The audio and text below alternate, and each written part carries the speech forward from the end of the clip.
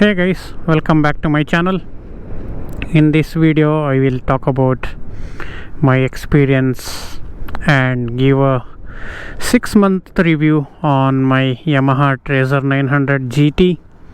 I got this bike sometime around the month of May 2020 and now it is November, so it is about 6 months. So I thought of making a long-term review. I am making this review to help fellow motorcyclists who are thinking about getting a motorcycle that is similar to the Trazer. There are a few other competitors out there, but in my opinion this is the best value for money. I will tell you why. Because when I purchased this, I had looked at other options available as well, and even though the base price kind of matches with what this bike has to offer, the package that this bike comes with is far better than the base package that the competitor motorcycles give you. So first let's look at how the screen looks when you start it up. A nice startup showing the Yamaha logo. I like that. It's similar to the R1. I had a Yamaha R1 before this bike. The screen on this is the same, except the display has a few different options which is specific to this bike. Okay, let me get off the bike and just show you around. This is how it looks. Before I proceed, to avoid confusions, I will just talk about the modifications that I made for this. And I didn't do a lot. It's almost as is when it came from the showroom. The biggest noticeable change I have made is this windscreen from National Cycle, and I have this radiator guard from Yamaha and it says Trazer on it. I really like it. And other than that, I have this engine guard cum frame slider on both sides. So other than this, the bike is pretty stock. So the things I like about this bike is the comfort. This is not a regular touring bike which people consider when they talk about touring bikes. Generally the bike that comes to people's minds when they talk about touring are the big Harleys or something similar with 1.5 liter or 2 liter engine, those big heavy motorcycles. But for my usage, this is more than enough. I don't go cross country tours to have a need for such a huge motorcycle, and officially this bike comes under the sport touring category, so it actually lives up to its name. I have gone on a day-long trip on this bike a couple of times already, and I really like it. It is comfortable for all-day ride, and the seat that comes from the showroom itself is pretty plush and comfortable.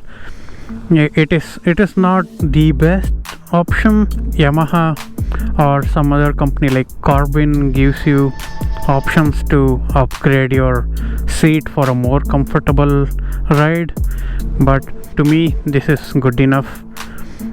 And the engine, any motorcyclist who follows motorcycle news would know the Yamaha triple engine from the MT-09 is one of the best triple engines out in the market. and I really like the looks of this bike, especially this gold color for the front suspension. It looks really nice, and this is why I feel this bike is the best value for money among the competitors in this price range. So I paid about $12,500 on the road price for this bike. For that money, this bike comes with these side hard cases, and these are pretty good looking. They match with the bike, the color, the shape, and this style. It kind of makes the bike look complete in my opinion. And the bike comes with these handguards right from the factory. Nebraska gets really cold in winters, and these are lifesavers. Yes, your hands will thank you after a ride on a cold day. And to add to it, the bike comes with heated grips right from the factory, so I don't have to pay extra money for that.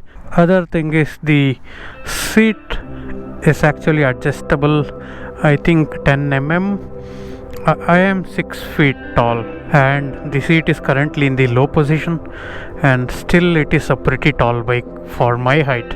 So if you are a shorter guy, just take it for a test ride and then decide if this is the right fit for you. It is a pretty tall bike. And the things I don't like about this bike, the first thing that I always notice is the position of the ignition.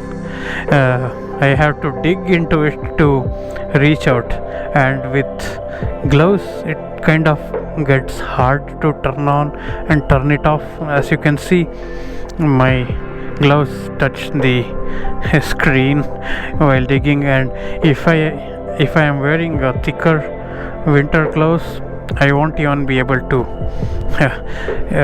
do this properly. So I need to take off the gloves if I have to put the key in and take it out after locking.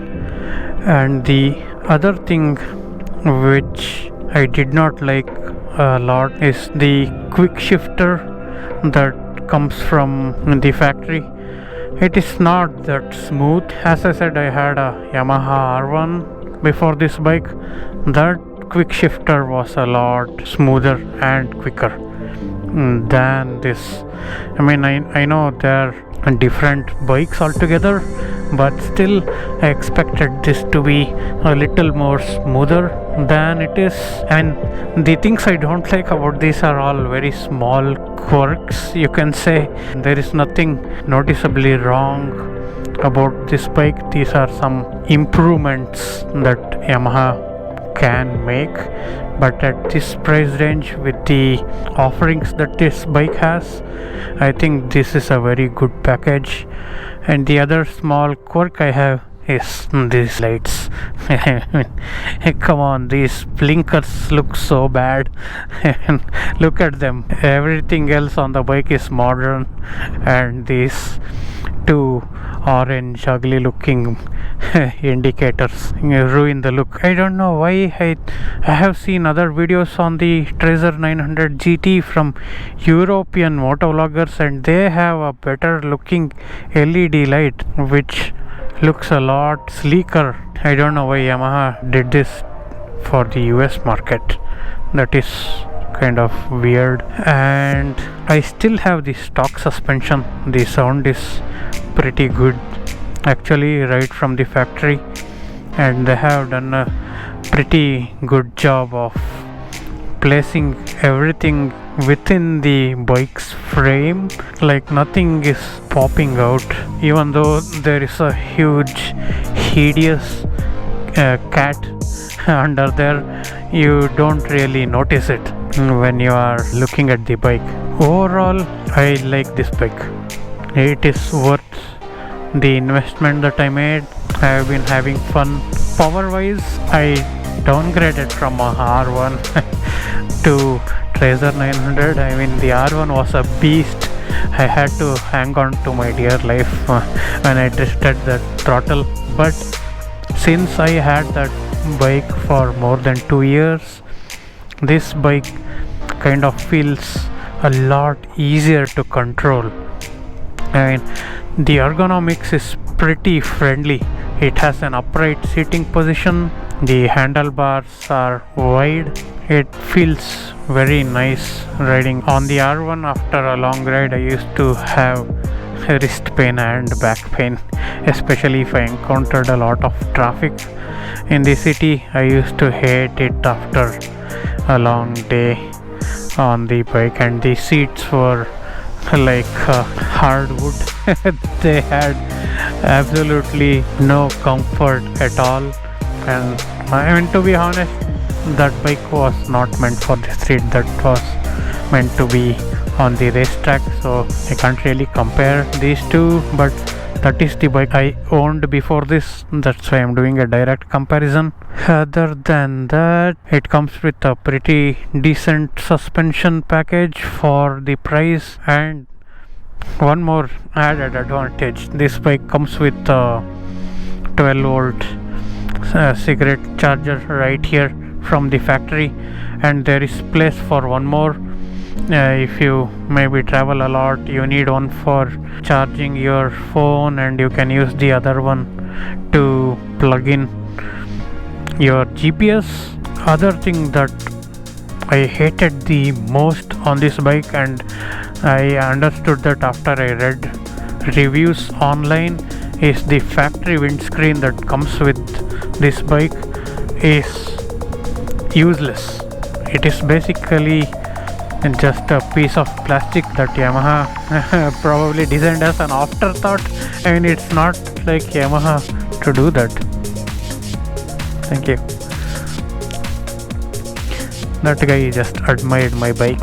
The first thing that I replaced within about a week of me purchasing the bike was this windscreen. The windscreen that came from factory kind of made the bike lose stability at highway speeds, and it did not really block any wind. It was too bad. I mean, it was looking better than this kind of looks like a wall, and that has been built between me and the wind. But it is winter time, and Nebraska's winds are not friendly for motorcyclists, I will be honest. So I had to put this to block off as much wind as possible. So now the setting this is in makes the wind hit my helmet, so it glides away, so nothing comes on my shoulders or my body. But the windscreen that came from factory was so bad, it did not even filter the wind properly. Like, basically the things I don't like about this bike is the factory windscreen, which is a very easy replacement, and the position of the ignition key, these ugly looking indicators. That's it. Other than that, this is a pretty good purchase. I am happy with the bike. If you want to take it on a twisty road, you can. Trust me, I came from a Yamaha R1 to this, but you can ride this bike hard. It has a very good lean angle, and it does not withhold you from keeping up with your friends on a sport bike. Okay, that was it for this video, guys. I hope you liked this review video. This is my first time doing a review video as such. Let me know in the comments if you want to know more about this bike. I can definitely talk about other things on this. See you guys in the next video. Bye.